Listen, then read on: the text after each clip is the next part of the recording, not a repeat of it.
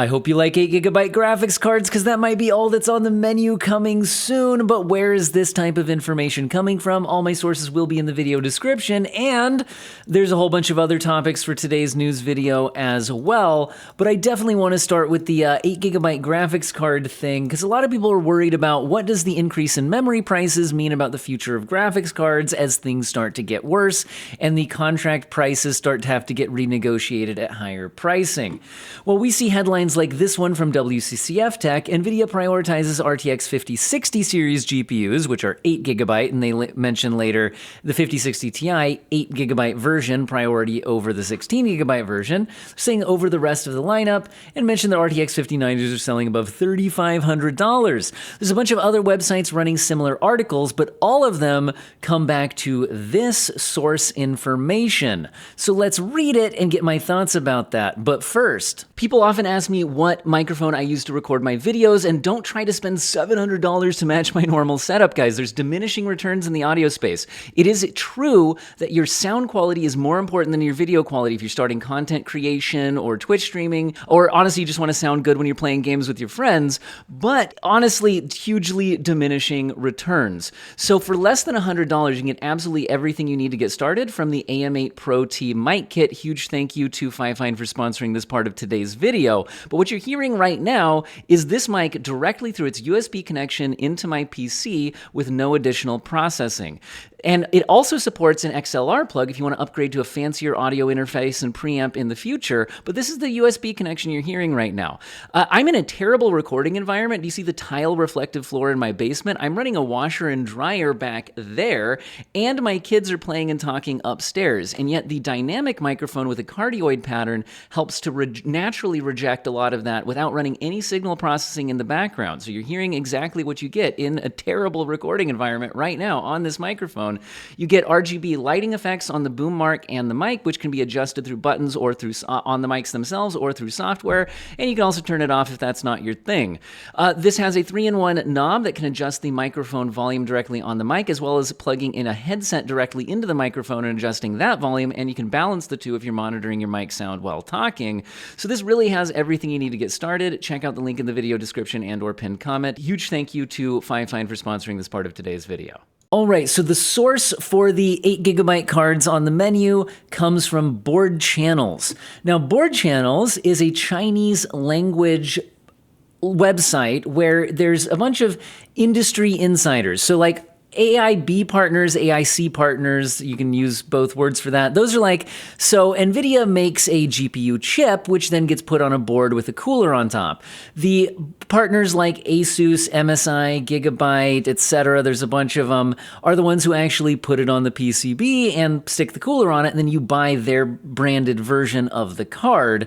And so they need to be informed by Nvidia about what the plan is, what kind of chip availability there's going to be, what are the pricings, what's the strategy, and that's where Board Channels claims to kind of get their information from, but to be clear, none of it is officially made public by Nvidia, so you always have to take it with a grain of salt, but they often do have the inside track on what's going on here. So they're saying the NV RTX 50 series clarifies 2026 logistics model supply strategy. Due to the impact of high-priced memory chips in later stages, Nvidia made appropriate adjustments to the RTX 50 series product line structure in 2026. So they are saying that this is specifically due to the high price of memory chips. So the adjustments that they're making are based on that, at least claimed by this source. They reduced shipments of the RTX 5060 Ti 16GB version and 5070 Ti, which is also a 16GB card, and readjusted the supply strategy for the future main RTX 50 series models.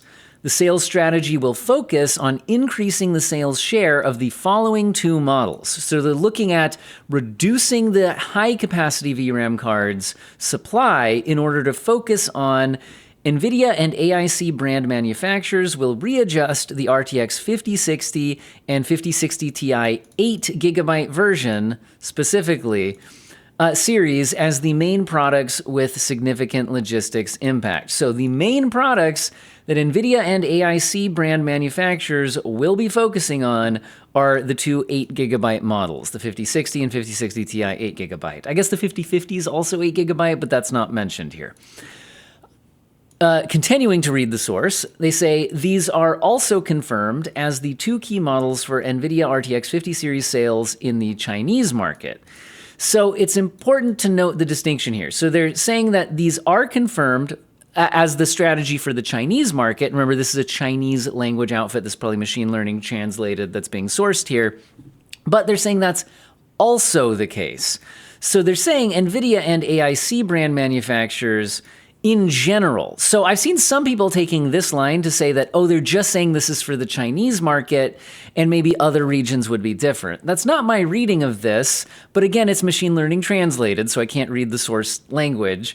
But I would read this as NVIDIA and AIC brand manufacturers are planning on this being the main products, but that they're also confirming that that is the case specifically for the Chinese market. That being said, different regions could be different, but hey, that's what we're seeing here. They're also stating the RTX 5060 series will still have the largest supply share, followed by the 5060 Ti 8GB series. At the same time, it was confirmed that the possibility of future cost increases in the next quarter cannot be ruled out. So they're also stating that prices could increase as they go into the next quarter because memory prices may need to be renegotiated under a different contract, which could increase prices. NVIDIA doesn't want to take a hit to their margins, so pass that on to the consumer. Anyway, so this certainly doesn't sound good. We've seen the issues with 8GB cards. The realistic take on it is that any game right now can be played on an 8GB card, but you do have to turn down graphics settings noticeably to do so. So it's not an ideal situation. And then when we get into the next console generation, whenever that may be, probably was going to be 2027-ish, but maybe more like 2028 now if they get delayed due to the heavy RAM prices, then game design could start to focus around higher RAM targets, and again, could make the 8GB cards age particularly poorly, as they already kind of have been. So not great. But again, this is not official information from NVIDIA, so do take it with a grain of salt, but it's something to keep an eye out for. Now, when would be expecting the next generation of graphics cards? I mentioned in a previous video that the Super Series had been originally probably targeted for a CES launch, but we noticed that didn't happen. And then there were leaks claiming that NVIDIA's RTX 60 series would be coming in the second half of 2027, which would be a sign that the gaps between GPU generations could be growing longer than we'd previously seen. And I also question, well, if it's coming that late, could there still be time for a Super Series refresh if RAM prices start coming down? But we don't have any clear information on that at this time. However, what we do have now is some additional information about AMD's next generation RDNA5 GPUs. Now I'm seeing headlines, again, like this one from WCCF Tech, but other sites are running similar articles. All my sources will be linked in the video description, claiming that it will be maybe launched after NVIDIA's RTX 60 series in 2027. So it would also be second half of 2027, but would happen later than the 60 series launch, which is claimed to be second half. Now, the source for this information is Kepler L2, apparently at the AnandTech forums. And the specific statement is RDNA5 has been 2027 for a while, and they can't launch before NVIDIA anyway. Now, he then goes ahead to clarify why they can't launch before NVIDIA. It's not like it's illegal to launch before NVIDIA. It's that it would be really dumb for AMD to launch right before NVIDIA did. Why? Well, here's Kepler's thoughts, then I'll give my thoughts on Kepler's thoughts. Kepler says, NVIDIA margins are massive, and they can counter almost anything with a price drop. What AMD needs is something that is in a different performance, like I think it means different, performance bracket altogether, like the 9800X3D is. So, thoughts on that? Well, I agree with this as the main reason why AMD generally kind of has to wait till Nvidia launches and sets their MSRPs before they launch. Because when Nvidia launches prior to AMD launching, Nvidia sets their own price. AMD can then choose a price that makes sense against that. Now, if AMD launched first and Nvidia launched shortly afterward, then Nvidia could just choose to undercut or maybe just match AMD pricing, and then suddenly a lot of people would not consider buying the AMD GPU if the Nvidia option costs the same or less. Of course, that would eat into Nvidia's margins, which they don't love to do, but they also love being a monopoly, so, or effectively a monopoly. So, in other words, it makes sense for AMD as the underdog and smaller market share player in the game to wait to see what Nvidia's price is and then set their own based on that rather than having it go the other way around. Also, it's an interesting comment that what AMD needs is something in a different performance bracket altogether, like how the 9800X3D is in the CPU space, where AMD has the fastest gaming chip. And I know some of you guys will mention, in specific games, specific situations, some Intel chips can be faster. Completely agree. But on average, the 9800X3D is the fastest gaming chip. AMD has that. They can claim that crown. And so what if they had that for gaming, right? So that's one of the reasons why NVIDIA puts out the big Halo products like the 5090 that a lot of people can't afford, but it maintains their crown as they're the go-to company, right? So Kepler's at least thinking AMD should put out some kind of GPU, even if not many people can actually buy it, or maybe they don't even produce very many, just to take a performance crown. I think personally that's a dangerous game to play because I think it's unlikely that NVIDIA would let that happen. So if AMD went through the resources to produce that and then NVIDIA had something in their back pocket to just launch to be like, no, wait, we still have the gaming crown. I don't know. It feels like a dangerous game to play, but also, like, what kind of power targets would that hit if you had to beat a 5090? And AMD's GPUs, I mean, maybe RDNA5 will be different, but AMD generally is less power efficient. So they have to run at a higher power target to hit the same levels of performance. So if a 5090 is like 600 watts, what would be like an NVIDIA version, an AMD version of that? So I don't know so much about the second part. Certainly, I think it would help them if they could just flat out have the performance crown, but I'm not sure how realistic a product like that actually is. But maybe RDNA5 will surprise people. So that's what we have on that front. Now, what about the claims of like crazy pricing going on in the GPU market? So this is something we're definitely going to want to keep an eye on as we get into this year, and we want to see if memory prices start hitting video card prices. So this is PC Part Picker. And it doesn't track every single model of GPU on every single website, but it tracks a bunch of major websites and tracks most of the prices, and it's fairly up to date. So this isn't the place to find the flash sale that's only available for a split second, but it's a great way to track the general pricing. You type in a GPU model, sort prices low to high, and you get a feel for it. So RTX 5050 looks like it's still available around its MSRP, multiple models at its $250 MSRP, and looks like even one model for $10 less. So far 5050s don't seem to be impacted, but they're one of the 8GB cards. Let's check out the 5060. Looks like there's a couple of 5060 models on sale right now below MSRP. Remember, this is MSRP $299. And it looks like we got one on sale for $250, $260, $290. Actually, that $250 version, I don't love an 8GB card, but if that's not from like a scam Amazon listing, no, that's from Best Buy. So sometimes you get scam listings from Amazon, so be careful when they're third-party sellers. But yeah, it looks like Best Buy has a legit sale on a $250 RTX 5060 right now. That's not bad. So it looks like 5060s currently aren't affected by any price increase, but again, they're one of the 8GB cards. Let's check in on the 5060 Ti. Looks like the lowest price models are currently $330. That's about where they've been for a while, but there's only one at that price, and then they're going up to $350, $360. So it does look like there's fewer models available at the lower price right now. Let's check in on the 16GB models. There's still one model starting at $430, which is where they usually are, but then that's only one model, and then they instantly are jumping up here to $450, $460, $470, $480. So it does look like the MSRP priced 16 gigabyte models are seeming to dry up, at least based on using today as, what happens to be available today to judge it. How about the 5070? Remember, this is a 12 gigabyte card, so it's wasn't specifically called out as one of the cards being, reduced.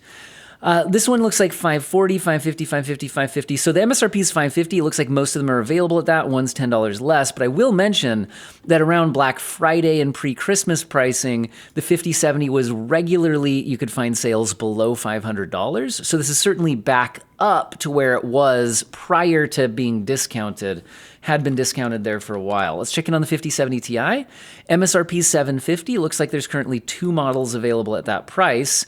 And then they jump up to 830 and go up from there. So I will say, used to be able to find a lot more models at that 750 price. It looks like you can still get some, but those seem to be drying up. So I'm wondering how much longer we'll continue to have MSRP 5070 Ti's if everything plays out as we kind of expect. 5080s had been for a long time available at their $1,000 MSRP.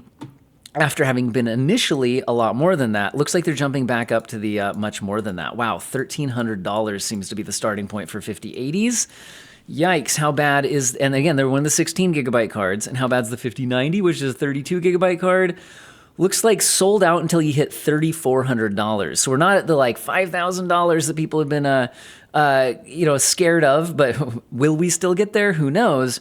But yeah, remember the MSRP is $2,000, so certainly well above MSRP here. So I would say that right now, prices haven't gone completely insane. They're certainly not in as good shape as they were around Black Friday and pre-Christmas. And so if everything goes according to all the rumors we've been seeing, I would imagine this is going to continue to get a bit worse rather than better. We're also seeing signs that in certain regions, it could be worse than others. There's apparently a Japanese retailer in the Akihabara district that is begging people to sell them their used gaming PCs because they're just completely drying up on PC supply. Now, that might not just be GPU related. That could also just be memory related. We're seeing that memory prices are continuing to go crazy. Mobile DRAM NAND flash prices have risen by more than 70% and 100% respectively. Separate analysis states that memory accounts for 20% of total smartphone manufacturing costs. So this is definitely a big, real issue that is hitting a lot of situations. We do need to keep our eye on it. And within all of that, we had the infamous press release where Micron, one of the 3 major memory manufacturers, mentioned that they were leaving the consumer market with their Crucial branded SSDs and RAM sticks. However, there's an interview with Micron at WCCF Tech where Micron claims that consumers have gotten that all wrong. They claim that they're helping the consumers, which is certainly interesting. So their response is, well, I first would want to try to help everybody understand that the perception may not be exactly correct, at least from our point of view. So I would never want to tell someone what to think or that they're wrong, but our viewpoint, the viewpoint of Micron, is that we're trying to help consumers around the world. We're just doing it through different channels. We still have a very sizable business in the client and mobile markets. We are also, of course, servicing our data center customers. So in other words, what they're basically saying is, look, we still sell DDR5 RAM for PCs. We're selling it to clients, but in the they'll sell to Dell, who will put it in a laptop, that kind of a thing. They're just getting rid of their direct to consumer through their Crucial branding stuff. But I don't think we're helping consumers around the world, guys, by removing one of the options. And I don't think they're saying that they're increasing the amount of DDR5 memory that they're giving to the clients. And a lot of those clients are talking about their pricing going up because of the RAM shortage. So now this interview is also interesting because, again, you are hearing from somebody at Micron, and they talk about the issues of trying to ramp up production and mentioning that those things take years of development to do. And they also talk about how the trying to shift what type of memory that they produce. There's downtime as you shift over the machines, et cetera. So they're talking about they're trying to streamline their production to focus on certain things. But again, the ones that they're going to focus on is obviously the AI data center, because that's where the profits are. So that is what is going on. Now, is it going to affect the Nintendo Switch 2? I also at WCCF Tech found a interesting interview with a Nintendo representative. Or actually, I don't think WCCF Tech actually performed this interview. They were speaking with Kyoto Shimbun, and apparently WCCF Tech, I can't speak today, guys, sorry, sourced that from Nintendo Patents Watch. And it's Nintendo President Shuntaro Furukawa commenting on the memory situation. The direct quote is that we must monitor the situation closely, and he will refuse to comment on hypotheticals. But he does say that their components are procured from suppliers based on Nintendo's medium to long-term business plan, and as such, the current memory price has no immediate impact on their financial performance, and the Nintendo Switch 2 price should remain stable for the near future. So, in other words, the way I would read this is that Nintendo probably has a contract in place for getting RAM at a specific price that was set before the prices went crazy. So that contract should be honored in the medium to long term, but past a certain point, those contracts are going to need to get renegotiated at whatever the current pricing is. But he's not going to guess what that hypothetical price would be, and he's not stating at exactly which time they'll have to renegotiate. That's how I would read into this statement. Now, also, factoring into the whole GPU market and everything is China buying up GPUs for AI. Obviously, they're not the only ones doing that. So it's looking like from Reuters, we have China limiting Nvidia chip purchases to special circumstances. And so, again, we just need to keep an eye on how the worldwide market is, interacting with all of this. It's hard to predict the future because you have to see what happens with AI. There's a lot of people still predicting that it's going to, crash out of the industry. It's going to be a bubble that pops, but if so, when and does it pop, and what exactly does that look like? Now, in the midst of CES announcements, one of the more interesting things to come out of it was DLSS 4.5, and I've done a bunch of videos on that. And I mentioned that you had to do the beta branch for the Nvidia app in order to set the new DLSS models. And I had mentioned that you wouldn't have to do that after January 13th, because that's what Nvidia had specifically stated. But videocards.com, again, sources in the video description, have caught that Nvidia has changed the wording of that statement.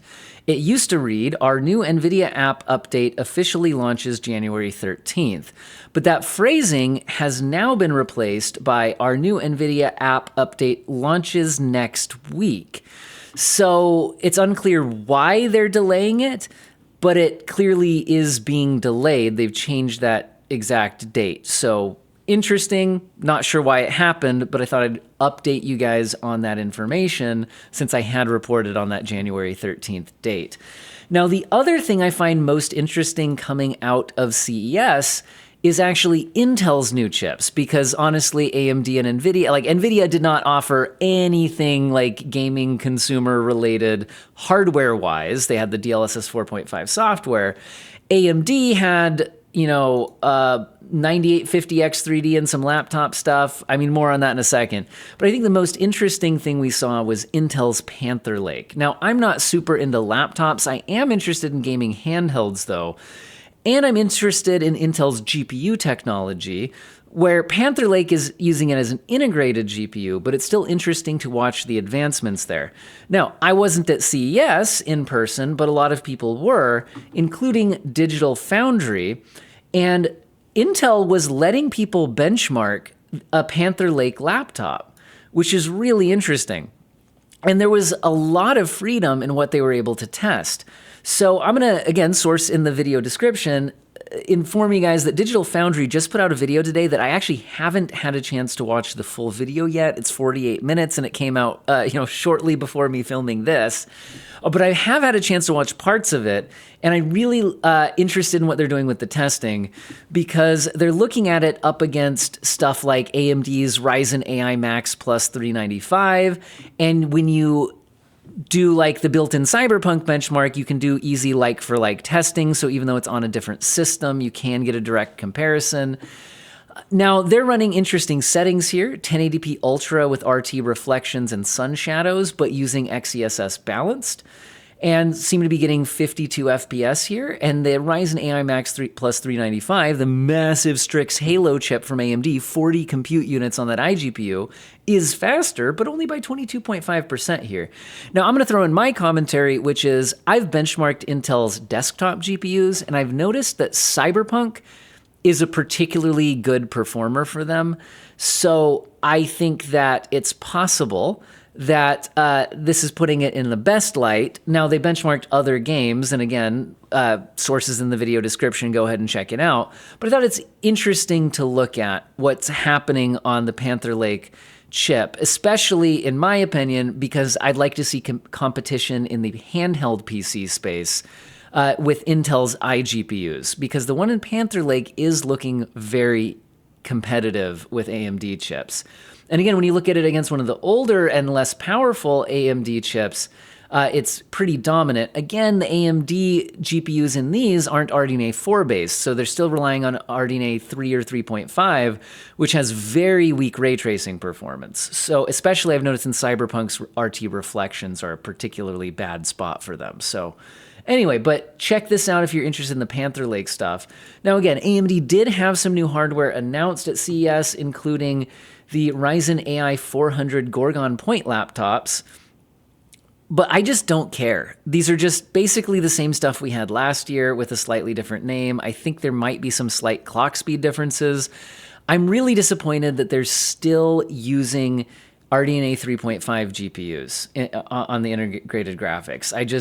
I would love to see an RDNA 4 based APU and get FSR 4 upscaling on gaming handhelds and laptops. It's just mind-boggling to me that they're not doing that. Maybe there's some good reason that they don't, but it doesn't make sense to me. I think that would be really exciting, and for some reason it's just not an option.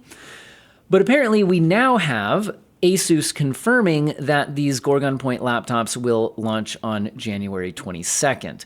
Now, in the desktop PC space, the more interesting thing AMD announced was the 9850X3D, but that's just a few hundred megahertz faster than the 9800X3D, and other than that, it's exactly the same thing. Apparently, we now know that the review embargo will lift on January 28th. Videocards.com is claiming themselves as the source of that information. In general, what they're saying is that AMD has reached out to the tech media outlets confirming that the first samples of the upcoming 8-core CPU for gamers are on the way. The Ryzen 9850X3D was announced last week, etc. And then they're just kind of claiming that they know this information for the embargo date. So I don't know. They're claiming to know this. It sounds reasonable. Why not? Anyway, so apparently January 28th for those reviews. Now I can already summarize the reviews right now. It's a 9800X3D, but a few percent faster. Anyway, see why I'm not particularly excited about this. Now, one thing that a lot of people expected to see at CES from Intel was an announce of an Arrow Lake refresh. However, we didn't see that announced at CES. But we are seeing some CPU benchmarks leaking out that are Arrow Lake refresh. And it's saying up to 9% faster than 285K or 11% faster versus 9950X3D in multi-threading. Now, it's a Geekbench leak, so make of that what you will. And you can, I think, alter device IDs and trick people about what CPU you actually have if you really want to fake benchmarks, etc. I don't think that's what's happening here. I think it's likely that these are incoming, but anyway, just throwing that out there. I'm not particularly interested in an Arrow Lake refresh, but it might be happening still, even though it wasn't announced at CES. Now, a while back, I reported about how ASUS had seemingly had some issues with their RTX 5090 Matrix editions, and it's looking like ASUS has quietly updated it to have a different liquid metal application after recall rumors. So that's just kind of a follow-up on a previous news topic I had mentioned. Now, the PC market in general did grow almost 10% last quarter, but it's claimed that the reason is people rushing to buy stuff before memory prices get even worse.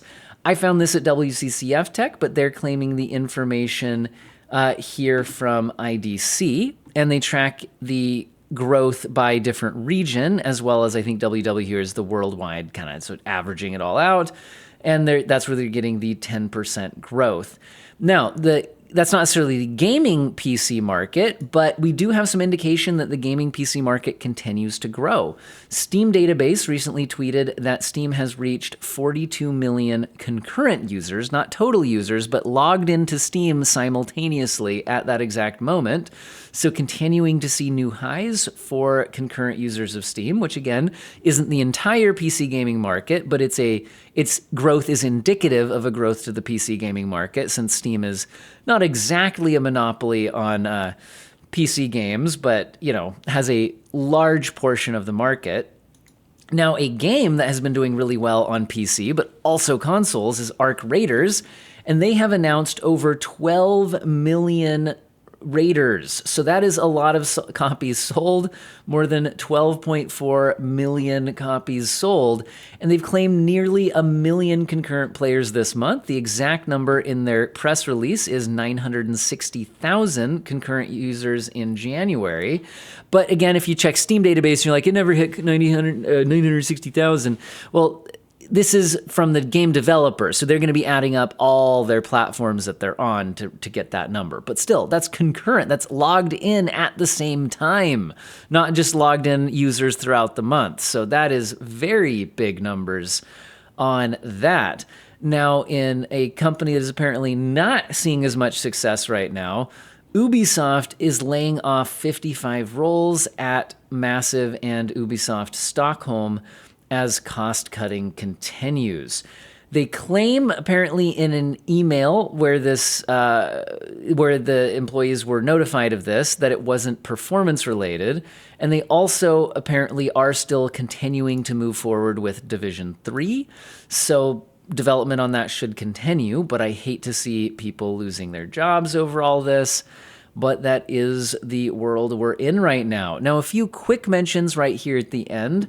I just want to mention that I really like when PC games release a demo that's playable prior to or alongside the actual launch of a game.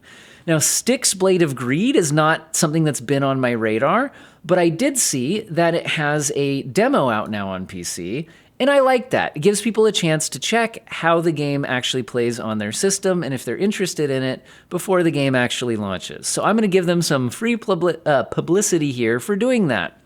And I think this is a way that a lot of other game developers, or I guess it would probably be up to the publishers to do this, could get a lot of, for one thing, free publicity and attention to their games by offering a free demo to play the beginning of the game. So you get that publicity, and then if you actually are confident in your product, then the first hour or so or whatever you're giving people of this should hook them on it. I think this worked really well for Pragmata. I keep saying Pragmata, but I've heard other people say Pragmata. I was thinking Pragmata because there was a movie that came out like a long time ago called like Stigmata. So I was thinking it's spelled like that, so Pragmata. But anyway, I've heard people say Pragmata. I don't know which one's right. Anyway, whatever. But it recently had its demo, and people were really pleasantly surprised. The gameplay was fun, and it ran well on PC. So I just wish more of this would happen. Playable demos of the beginning of a game. Let's do more of that. Now, last thing I want to highlight is in the PC mod space. I haven't had a chance to try this out yet, but I was informed that there's now a Witcher 3 online. Well, sort of. It's a mod that does let you get multiple players into the same instance of the game. Now, I've researched a bit on this, though haven't played it yet, And apparently there's definitely some issues. Not everything's compatible. This doesn't necessarily all go completely smoothly, but it's at least interesting, so I thought I'd throw that out here for anybody interested, and I hope all of you have an excellent day.